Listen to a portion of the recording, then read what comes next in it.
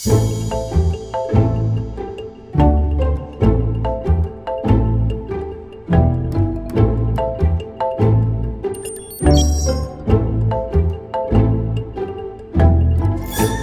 main challenges that top managers are facing is definitely change, and not just change, the rate of change around them.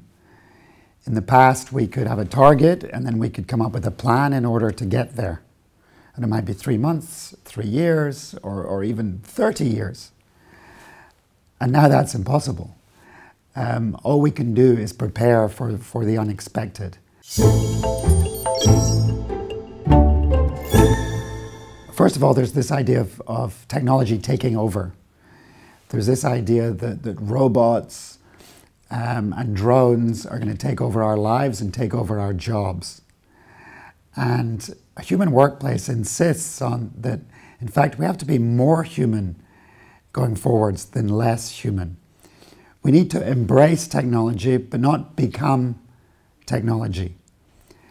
And in fact, with the onset of things like machine learning, deep learning, computers learn from us. Without knowing it, we are programming computers by our attitude on a daily basis. So if computers are going to learn from us, we have to be more human than before to give them a good example. I find it fascinating that even if we look at all these trends like the agile workplace, more and more the message is that bosses, that leaders should set direction and not destination. And this also links very much to happiness. If people are involved, if they're challenged, but not overly challenged, if they are trusted in the workplace, they're going to be far happier and they're going to give far more to their institution or company.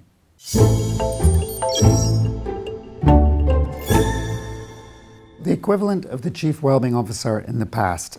Let's imagine you are the head of human resources or the Chief HR Officer, or in some companies they've now called them the Chief People Officer. Well, if you imagine that the head of human resources is something more than just the person that makes sure everybody gets paid properly, perhaps that role will be elevated to be the right-hand person to the Chief Executive, and that person for sure would be called Chief Wellbeing Officer.